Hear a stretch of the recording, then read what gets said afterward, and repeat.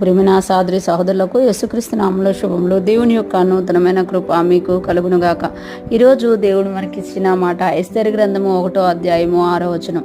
అక్కడ ధవల ధూమ్ర వర్ణములు గల అవిసెనారతో చేయబడిన త్రాళ్లతో చలువరాతి స్తంభముల మీద ఉంచబడిన వెండి కమ్మలకు తగిలించిన తెలుపును ఊదా రంగును కలిసిన తెరలు వేలాడుచుండెను.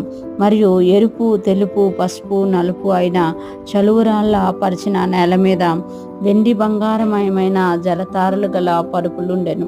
ఈ మాటలు మనం ఎస్తేరు గ్రంథంలో చూస్తున్నాము. ఇక్కడ ఎస్తేరు గ్రంథంలో ఈ వర్ణనంతా కూడా అహష్వరోషు రాజు తన యొక్క ఇంటిలో ఉన్న వారిని, తన రాజ్యంలో ఉన్న అల్పులకి గనులకి 7 దినాలు విందు చేయించినప్పుడు ఆ విందు ప్లేస్ యొక్క వర్ణనగా మనం చూడగలమన్నమాట. అహష్వరోషు రాజుగా అయిన 3 సంవత్సరాలకి ఆ సంస్థానాలన్నిటికీ అందరికీ కూడా తన మహిమ ఐశ్వర్యం చూపించుకోవడానికి 180 దినాలు విందు చేయించారట. ఆ తర్వాత మరలా తన రాజ్యంలో ఉన్న వారిని, తన కోటలో ఉన్న అల్పులకి గనులకి జనులందరికీ 7 దినాలు విందు చేయించారట. ఆ 7 దినాల విందు యొక్క ఆ ఆవరణము, లేకపోతే అక్కడ వచ్చే వాళ్ళు కూర్చోవడానికి, లేకపోతే అక్కడ ఉండడానికి, మనం చూడండి ఏదైనా వివాహానికి వెళ్ళినా, ఏదైనా ఫంక్షన్కి వెళ్ళినా ఇప్పుడు చాలా భారీగా సెటప్లు వేస్తున్నారన్నమాట.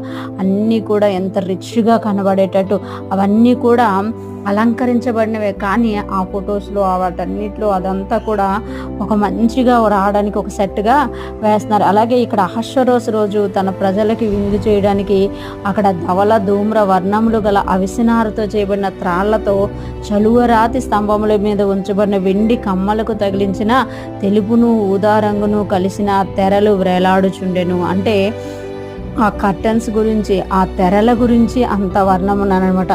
ధవల ధూమ్ర వర్ణములు గల అవిసెనారతో అంటే సిల్క్తో, మంచి థ్రెడ్ సిల్క్తో చేయబడిన వాటిని చేసి వాటినంట ఇంకా చలువరాతి స్తంభముల మీద ఉంచబడిన వెండి కమ్మలకు తగిలించి, మనం చూస్తూ ఉంటాం స్టీల్ కమ్మలు, ఇనుప కమ్మలు, మనం ఇత్తడి కమ్మలు చూస్తాం. కానీ ఇక్కడంట వెండి కమ్మలకు తగిలించిన తెలుపును ఊదా రంగును కలిసిన తెరలు వేలాడుచుండెను. ఇది చూడండి, ఇది వర్ణిస్తుంటేనే ఆ యొక్క ప్రాంతము, ఆ యొక్క తెరలు, ఆ యొక్క కలర్స్ అవన్నీ కూడా ఎంత అందంగా కనిపిస్తుందంట.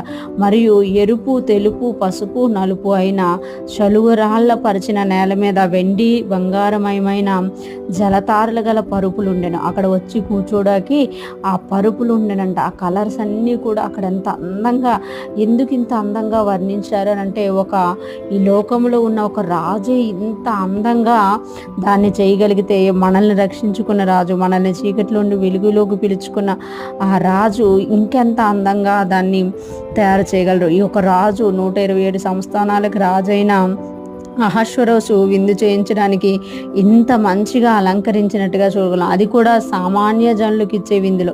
మనమైతే దేవుని కుమారులుగా, రాజులైన యాజక సమూహంగా దేవుడు మనల్ని చూస్తున్నారు. రేపు ఆ 7 ఏండ్ల విందులోని ఇంకెంత అందం ఉంటుందో దానిని మనం గుర్తు చేసుకొని, ఆ వర్ణనను గుర్తు చేసుకొని మనము దేవుని వైపు చూస్తూ ఈ లోకంలో మనము నీతిగా, పరిశుద్ధముగా జీవిస్తూ ఆయన రాకడ కొరకు ఎదురు చూచుదుముగాక. మన రాజు వస్తున్నారు గనక మనము కలుసుకొని ఆయనతో ఆనందించుదుముగాక. ఆమేన్.